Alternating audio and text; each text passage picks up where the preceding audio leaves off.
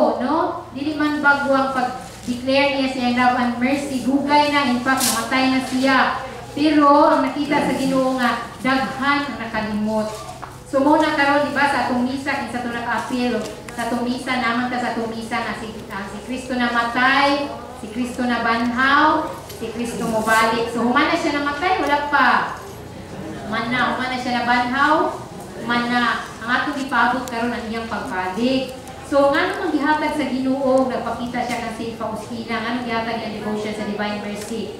Kaya nga no, nakita sa Ginoo, no, nadaghan sa mga tao nakalimot o supposed to be mubalik na siya.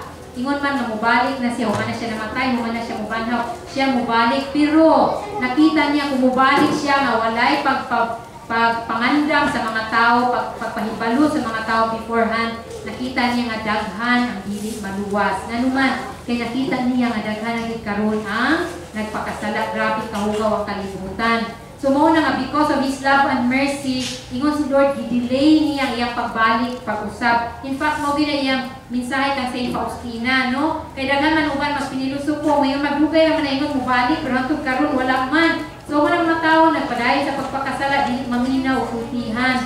Pero ingon si Lord, ang iya din pagbalik, iya lang din i-delay kay ngano aron matagaan ta og time sa pag-prepare.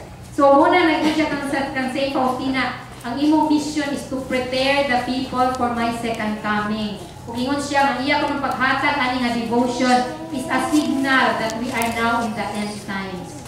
So kang Lord yun nga mini nga message na naana daw sa end time o kani ko ng devotion of the Divine Mercy is the last devotion of our time.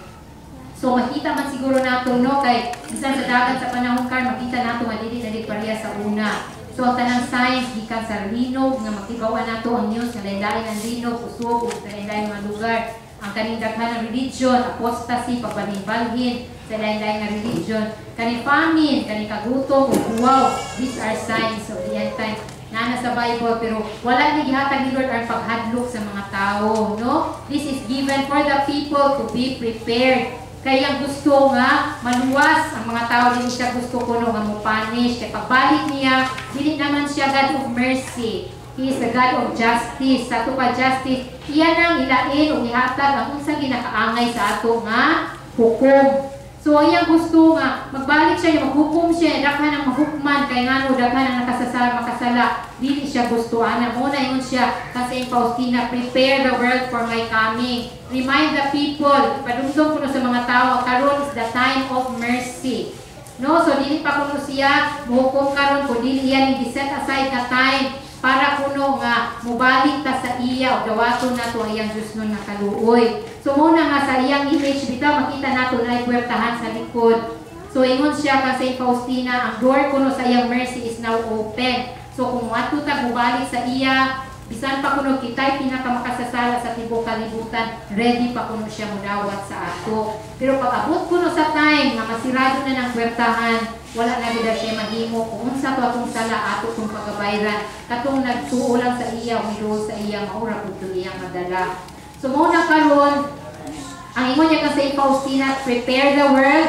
So iyang ipasabwag kini iyang imahin o kani imahin isa lang dahil niya siya sa 5 ka mga pamaagi nga gihatag ni Lord sa mga tao aron ma-receive ang iyang mercy. So mo to isa is ang chaplets ang 3 o'clock prayer, no? So kasagaran sa ato, di pa ta kay balo sa devotion sa Divine Mercy, pero nakabalutan man ay Divine Mercy because of the 3 o'clock prayer. Kaya 3 o'clock prayer, gaya pa, dumog man sa radyo, sa TV every 3 o'clock. So kini, gihatag ni sa Lord sa ato, kay aron ma-avail nato ayang mercy, kay ingon siya, bisan puno o gamay lang ang oras sa isa kada, that is at 3 o'clock in the afternoon. Kung ang tao ta kuno muhunong lang kadyot ug dumdumon ang iyang pagpakamatay ug ang puno ng 3 o'clock prayer, unsa kuno atong pangayoon ning orasa pinaagi ni nga pag-ampo iya kuno ihatag basta makaayo lang sa ato mo na promise ni Lord. Mo na nga powerful kay 3 o'clock prayer. Daghan kayo naghatag testimony nga pinaagi sa pag-ampo sa 3 o'clock, dili lang sa hapon kundi ang uban matagi og kadlawon. No, na ipagsakripisyo kay para pangayon ilang special na mga petitions ilan yung nadawat.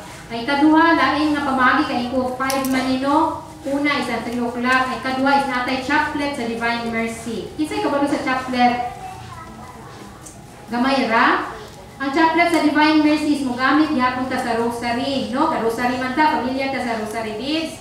So, atong gamiton ang rosary gihapon pero imbis kay Our Father, I believe in God, Our Father, tulo din kay Hail Mary, o Glory be, dahil ta mag-Hail Mary, daghan, tag napulo. Ang atong gamiton, tulura, pagsugod, ang Our Father, Hail Mary, I believe in God. Pagkauman dahil ato na iampo diri sa mga lagyo bitaw, Eternal Father, I offer you the body and blood, soul and divinity of your dearly beloved Son, our Lord Jesus Christ, in atonement for our sins and those of the whole world. So, sa napulo dahil kabis, balik-balik dahil na, for the sake of His sorrowful passion, have mercy on us and on the whole world. For the sake of His sorrowful passion, have mercy on us and the whole world. So, napulo kabok balik-balik. So, maabot naman sa isa kabis na nakalayo, Eternal Father, I offer you the body and blood, soul and divinity. Pagkauman, napulo na po, in this Hail Mary, for the sake of His sorrowful passion, so not Eternal Father, Hail Mary, Eternal Father, hangtod malibot na ito ang rosary. Pag-abot na sa last, ang ato lang i-pray, Holy God, Holy Mighty One, Holy Immortal One, have mercy on us and on the whole world. Ang tawag ani is Chaplet of the Divine Mercy. Ano man importante ang chaplet? Kay si Lord mismo naghatag ani para itong magamit para sa pagpangayo sa unsay gusto natong pangayoon. Ingon siya pinaagi ani iyang magrasya iyang ihatag sa ato. So daghan kaayo sad ang nagtestimony nga pinaagi sa pag-ampo. Daghan kay mga kalamidad nga moabot unta pero wala madayon, no? Daghang mga sakit nga nagrabi pero pinaagi sa pag-ampo sa chaplet wala mapadayon. So ipakita niya ni kang Saint Faustina, no, nga nasuko na di kayo ang Ginoo, ihatag mo ang punishment sa world, pero pinaagi sa paghangyo sa Ginoo through the chaplet, wala makadayon, no, wala madayon. Sumugya po niya i-promise ni Lord sa atong kinabuhi. Kung mag-ampo ta, pinaagi sa chaplet, madungog nga itong mga pag-ampo. In fact, ang isa sa pinakagrabe nga promise ni Lord sa chaplet is, kung gamito nato ni sa usa ka himalatsyon, like naata sa abay sa atong barong paryente, atong kapamilya, atong amigo, atong kailang himalatsyon, naata sa abay panandikan, bisag pinakamakasasala pa ng tao, iyan ang pasayloon kung ampuan nato bisag usa lang ka chaplet. So sayang kaayo no kung gihatag ni Lord sa 1931 pa niya hangtod karon wala ta naka hibalo magamit unta nato ni sa mahigayon nga gikinahanglan kayo nato ang mga milagro sa Ginoo, ginahanglan kayo nato nga naay ma-save labi na ato ra kaugalingong miyembro sa pamilya nga himalatsyon. So muna nga kung di pa ta kabalo ang gyud gihagtun-an nato ang chaplet sa Divine Mercy. Dili ni siya substitute sa rosary kay si Mama Mary permanente nag-intercede para sa ato. Lain lang yun ni siya nga prayer nga gihatag ni Lord para madawat nato yung Diyos na nakaluoy.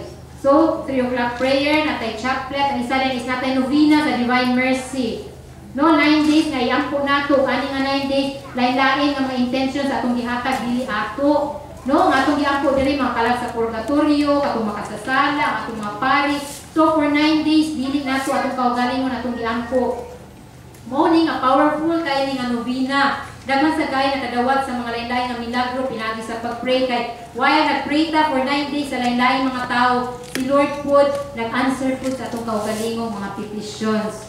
So muna nga daghan sa kaayo ang nabulahan o nakadawat sa mga milagro ni Lord through praying the 9 days na novena. So natay 3 o'clock prayer, chaplet, natay kanang novena, ang isa is natay Feast of Mercy.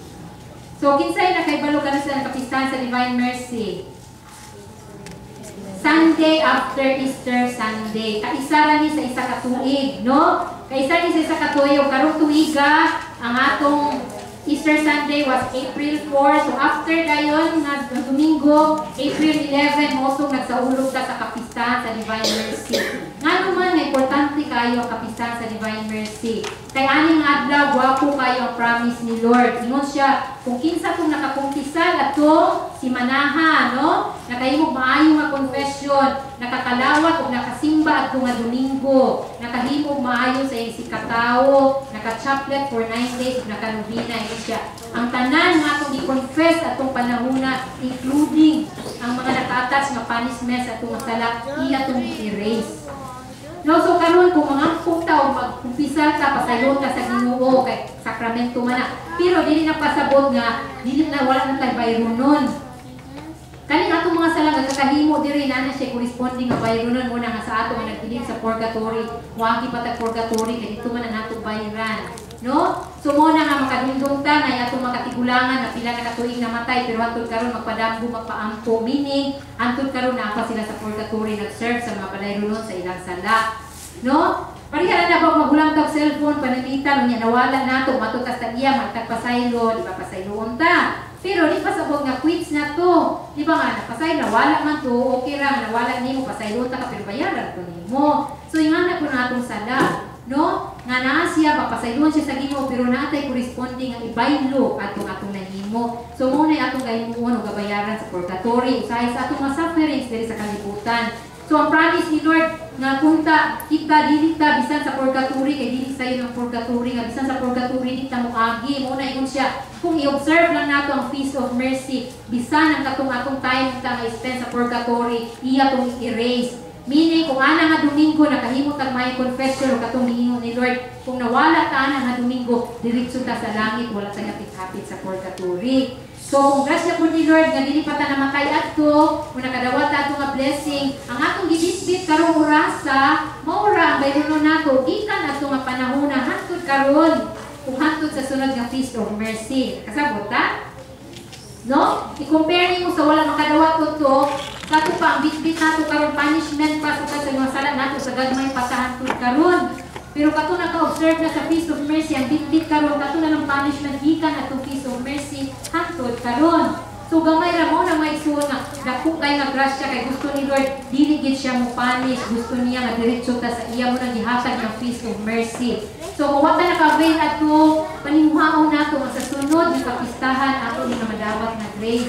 Kay tinuod ni nga promise kay ngano in ko kaganina si Pope John Paul II is the Pope of Mercy. Ngano man, kay siya ginaling kamot, kay for a time, naundang ang pag-spread sa devotion, ipaundang sa atong simbahan ang pag-spread sa devotion sa Divine Mercy. Pero pinagi sa paningkamot ni Pope John Paul II, nabalik yung patawat ang devotion kung nahimong saint si Saint Faustina. So, sa naitabok ang Pope John Paul II, namatay si Pope John Paul II on the Feast of Mercy, which is mo yung promise ni Lord, diba? So grabe, and the promise is for everybody, para sa atong tanan. So we can avail of that great promise kung ato lagi observant ang Feast of Mercy kay hinatag ni Lord sa ato. So upat na ang hinatag ni Lord. 3 o'clock prayer, chaplet, ang Feast of Mercy, isa pa isa, novena sa Divine Mercy. Ang isa is ang image yun. Mismo, ikalima, promise ni Lord, kung asa siya nakabutang o kinsa itong mag-ampo before ani nga image, grabe ang mga panalangin o grasya nga iyang ihatag. That's why kung maka-observe mo diri na atag yun sa mga simbahan namin ang image ni Lord, kaya man siya ipa-display sa mga public nga places aron ang mga tao makaampo, makadawat sa iyang grasya. So mo sa nay katinguhaan ano nga ingon siya kang Saint Faustina ipa-spread no, ipasabwag ang iyang image sa tibuok kalibutan. So muna ingon siya, yung promise isa is naagid ang protection, no? Kung asa siya nakabutang. So muna nga kung makahibalo daghan kayo ang nagtestimony panahon sa mga kalamidad, no? Panahon sa kalamidad, nangabahaan ng uban pag-abot sa ilaw o makasulod ng tubig, ngano man na ang Divine Mercy. Pila nakabong among na istorya, panahon sa sunog, nasunog ng masilingan tan pag-abot sa ila na undang ang kalayo, wala sila mapilog sunog. In fact, naapat ka karoy ka na sa packet bitaw, nakita mo na gamay kayo, no nga naay gamay kayo nga na card na naang iyang image nya nada yun ang guide sa chaplet na 3 o'clock prayer kay sulod lang sa bulsa. Daghan kay testimony panahon sa disgrasya sa kadalanan na ay namamatay na ay nagrabihan pero katong nagtiner atong nag-devotion sa Divine Mercy uban garas ra uban wala yun. Napoy nagtestimony ang uban na panahon sa hold up sa sakyanan, na-hold up ang uban pag-abot sa iya, nakalakaw ni Hawa ang mag-hold upay. So mo man ay promise ni Lord, di man si Lord makak, no? So ingon siya kung asa siya nakabuta o kinsay mag-ampo before sa iyang image na ang iyang panalangin na iyang protection. So muna karon nga mo video katong wala pa ani muna supposed to be ingon araw namin kay pang-distribute nga libre nga ni pero nahutdan man ni. No, so nga mo na lang kung wala pa mo have it in your homes sa imong pocket na naagit kay mo iyang promise.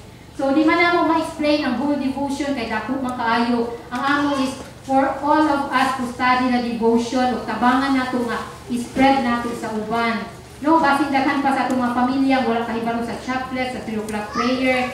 Kung ato silang tudluan kay ingon si Lord isa lang ka soul, no, nga atong maluwas pinaagi sa pagtudlo. Basin natay silingan nga badlungon kayo, walay kumpisal pero masultihan nato. Isa lang ka soul nga atong matabangan makaluwas sa atong kaugalingon.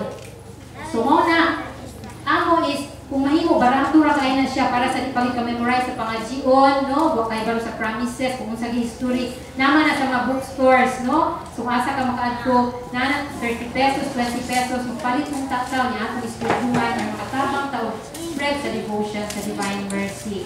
So diri lang ang image kay natay red and white nga race kay nangutana man si Saint Faustina kung unsa man nining sa iyang picture sa iyang image. So ingon si Lord ang red line na race represent na sa iyang dugo, no, sa iyang dugo nga iyang gished sa iyang kamatayon. So naitabo na many years ago, 2,000 years ago, pero every day madawat na to din mabalik ni nga grasya pinaagi pag-apil sa Santos na Misa.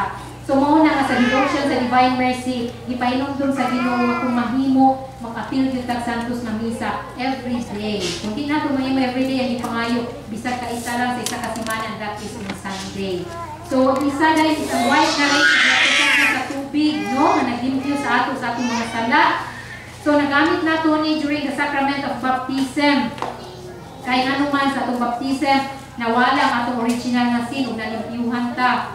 Pero sukat sa atong baptism hangtod karon nakasalat ta wala. Sala balik-balik pag yun. And God is so merciful na itagaan taglain nga sacrament para malimpyuhan ta sa atong sins, and that is through the sacrament of confession. So muna kaya giawhag itang tanan. Muna gusto ni Lord na para sa ato one way to prepare, no, is for us to go to confession. So muna kato nakasimba kadalina kung nakanotice mo kang Father, before the Mass, confession. After the Mass, bisag kinsa pa itong mag-request, ready gihapon sila for confession. Kaya nga naman, mao ginay gi-instruct ni Lord kang Saint Faustina, ipabalik ang mga tao, go to confession. Yun kay siya kang Saint Faustina, giya ko ng heart is bleeding. Nga naman, nakita niya grabe nga kalisod sa kalibutan, grabe nga puno sa pagpakasala ang mga tao, daghan sa mga tao, daghan sakit, daghan ang naglisod, nga supposed to be ang gusto ni Lord sa atong tanan is for us to be abundant in life, to be happy, to be in good health, tanan. Pero nga nung naingon ani, because many of us nakalimot sa iya, wala na nagduol sa iya. Daghan kuno kay mga blessings nga gusto ni Lord ihatag sa ato, pero dili nato makadawat kay atong mga sala nahimong salipod sa iyang mga grasya. So muna matingala ka diri daghan kay magsaka, magpahiling, cancer, uban pang masakit papangutana mo. When was your last confession? 20 years ago, 30 years ago. So muna yung si Lord, ayan, i-remind you sa devotion sa Divine Mercy, go to confession. So muna karon nga para sa atong tanan din, especially itong dugay na kay nagwala naka-confess, ang pagkili is mag-confess ta. Kaya dili na panawagan na sa simbahan kung si Lord, dili si Lord mismo nagpahibalo kang Saint Faustina, o iya gina-reveal sa iyang devotion. Kung di nato pinuntan, ingon si Lord, this is the last devotion of our time. Kung kani nga devotion is a signal that we are now in the end times. Ang ingon ni Lord, kanina time nga paghatag sa ato chance na mag-prepare is only very short. Dita kay balo kanus alimuman, naghatag siya ni 1931, 2010 na takaron. So kung duol na itong 1931, mas duol na takaron. Pwedeng next year, pwede sunod nga year, we do not know when. So muna gusto ni Lord, mag-prepare yun ta. So dili lang atong giandaman ang atong iyang pagbalik, kung dili isa sa madaman, isang atong yung pagbalik padung sa iya. No, kaya gusto ni Lord, andam ta, kaya siya gusto nga isa-isa ka soul mawala. Kung panagitan, mubalik ta sa iya karon kay naman katanan, in good health ka karon diri, kay naka-lingkod ta, nakaabot ta diri, pero are we sure? Napa isa sa ato diri makasiguro nga ugma na apat ta. No? Dagan kay natulog nga may gawas pero wala na nakamata. Maayo kay kondisyon sa pagkatulog, ilinog, natabunan sa yuta, wala na yung ugma. Dagan maayo lang paglingkod, pero na-stray bullet nga nakaabot, patay. So ingon si Lord, prepare, everyday prepare, girong tata. Kung may tabo na sa ato karon, are we ready to face the Lord?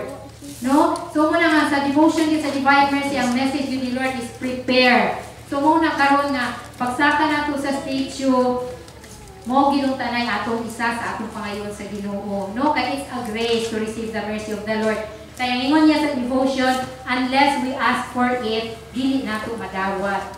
No, kay di man siya mamugos. Ingon siya kung despite sa iyang pagpahibalo sa pagpasulti pero di ta maminaw, dili ta manimuha sa pagtuon, dili ta magbali-bali, wala na daw siya mahimo. Pag-abot sa panahon na ma-close na ang door, wala na siya mahimo. Muna nga sa pagkakaroon, iyang gusto is for us to listen. No, nga ato bitay butang sa itong kasing-kasing, sa itong hunahuna, nga andam pa siya nga mudawat sa ato. So, musaka man ta siya, ta iya karon dito sa heart, and we believe nga, naaman itong i-consecrate nga host Diyos, so naang monstra, so present yun si Lord, buhi siya, maminaw sa ato, more than anything else, mo ginatong pangayon, mga receive kung ta nato ang iyang mercy.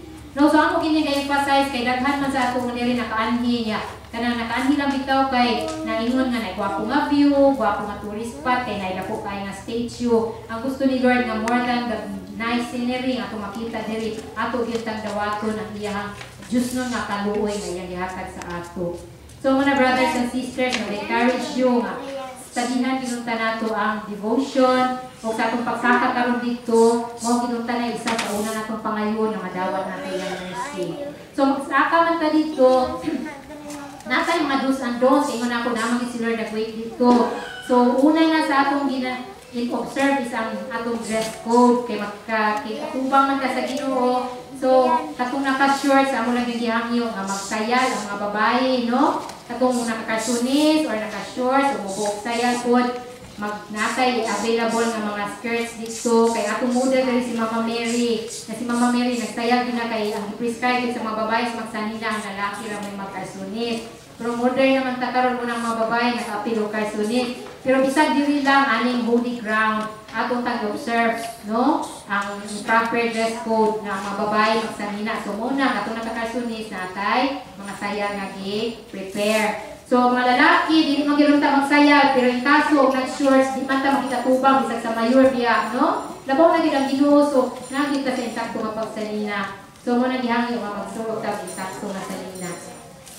Malihog mangluhod sa ta kay mulabay ang blessed sacrament.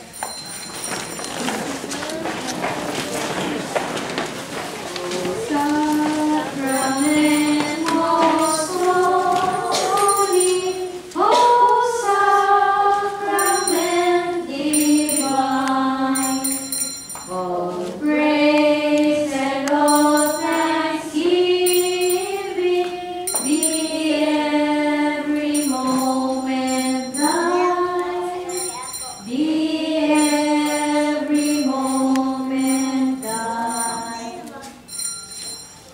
So, tumay po na ako sa niya. Ikaduha is, dili talaw, magdalaw, mga things, pagsaka. No?